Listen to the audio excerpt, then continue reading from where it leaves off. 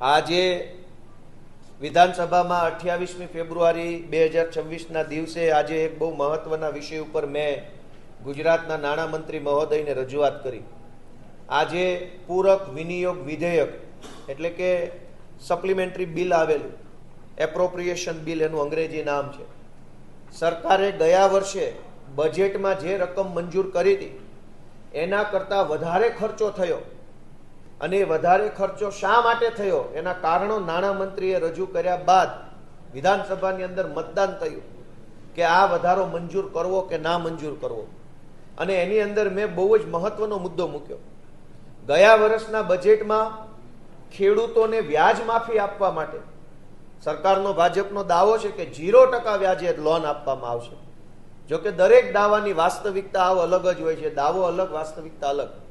અમારા જુનાગઢ જિલ્લાના અનેક ખેડૂતોને બેંક ઓફ બરોડામાં મર્જ થઈ ચૂકેલી પંજાબ બેંકમાં, અન્ય નેશનલાઇઝ્ડ બેંકોમાં, જુનાગઢ જિલ્લા સહકારી બેંકમાં જે ખેડૂતો કૃષિ વિષયક ધિરાણ મેળવે છે એ ધિરાણ સમયસર પાછું આપ્યા પછી, લોન ચૂકવી દીધા પછી પણ એમને વર્ષો સુધી રિબેટ આપવામાં આવતું નથી।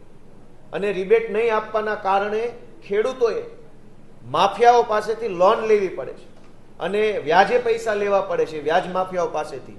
ખેડૂતોએ લાચારીમાં વ્યાજ માફિયા પાસેથી વ્યાજે પૈસા લઈ અને બેંકોની લોન ચૂકવવી પડે છે।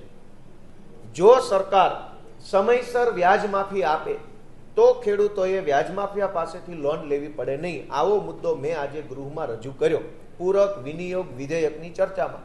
અને એમાં મેં સ્પષ્ટ જણાવ્યું કે અમારા વિસાવદર વિધાનસભામાં અને જુનાગઢ જિલ્લામાં ખાસ કરીને bank of Baroda, SBI, HDFC, અન્ય જે બેંકો છે નાની મોટી, આ તમામ બેંકોમાં સમયસર સરકારમાં પ્રપોઝલ ક્લેમિંગ મોકલવામાં આવતું નથી। એના કારણે 2-3 વર્ષ સુધી લેટ ચાલે છે। વિધાનસભામાં નાણામંત્રીએ મને જે જવાબ આપ્યો એમાં એમણે જણાવ્યું કે જુનાગઢ જિલ્લા સહકારી બેંકમાંથી જે કાંઈ ખેડૂતોએ ધિરાણ લીધું છે એ ધિરાણ ખેડૂતોએ પાછું આપ્યા પછી ખેડૂતોને જે રિબેટ આપવાનું હોય એ વર્ષ 2023-24નું રિબેટ હજુ ચાલે છે। 24-25 ને 25-26 પૂરું થઈ ગયું। 2 વર્ષનું હજુ રિબેટ અત્યારે આજની સ્થિતિએ નાણામંત્રીએ મને જે જવાબ આપ્યો એમણે બોલીને ઊભા થઈને આપ્યો। 2 વર્ષનું રિબેટ જુનાગઢ જિલ્લા સહકારી બેંકનું અત્યારની સ્થિતિ એ બાકી છે તો સરકારે 122 કરોડ રૂપિયા વધારાનો ખર્ચો કરવાની માંગણી મૂકી વિધાનસભામાં કે ખેડૂતોને રિબેટ ચૂકવવામાં સરકારને વધારાનો ખર્ચો આવ્યો છે માટે 122 કરોડ રૂપિયા વધારાના મંજૂર કરવામાં આવે। મેં વિરોધ કર્યો છે। મેં સરકારને 122 કરોડ રૂપિયા વધારાનો ખર્ચ કરવાની મંજૂરી ન આપવામાં આવે એવો વિરોધ કર્યો। વિરોધની સાથે સાથે મેં મારો મુદ્દો રજૂ કર્યો કે આખા ગુજરાતના ખેડૂતોને સમયસર KCC અને GCC ધિરાણ જે આપવામાં આવે છે એમાં સમયસર 4% અને 3% જે રિબેટ ચૂકવવામાં આવે છે એ રિબેટ લગભગ બહુ મોડું આવે છે। ત્યાં સુધીમાં તો ખેડૂત વ્યાજના ચક્કરમાં ફસાઈ જાય છે। પણ આજે નાણામંત્રીએ મને જે જવાબ આપ્યો છે મને એમ લાગે છે કે વાસ્તવિકતાથી અલગ જવાબ છે। વાસ્તવિકતા હું વિસાવદરના કોઈ પણ ગામમાં લઈ જઈ, જુનાગઢ જિલ્લાના કોઈ પણ ગામમાં લઈ જઈ, મંત્રી કહેશે ખેડૂતને મળાવવા તૈયાર છું કે પૂછી જોવો આમને સમયસર રિબેટ મળે છે કે નહીં। બેંકે લોન આપી હોય તો એ લોન સમયસર ભરવી પડે છે।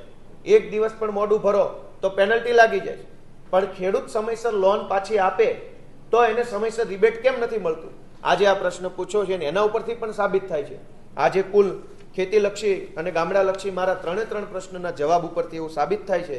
મેં પૂછ્યું કે આ સોલાર ઇન્સ્ટોલેશન અને આ વ્યાજ માફી બાબતે એનાથી સાબિત થાય છે કે આ સરકાર ખેડૂત વિરોધી સરકાર છે, અસંવેદનશીલ સરકાર છે, માત્ર જાહેરાતો, પ્રચાર અને સ્ટન્ટની સરકાર છે। ખેડૂતો માટે આ સરકાર કંઈ કરતી નથી।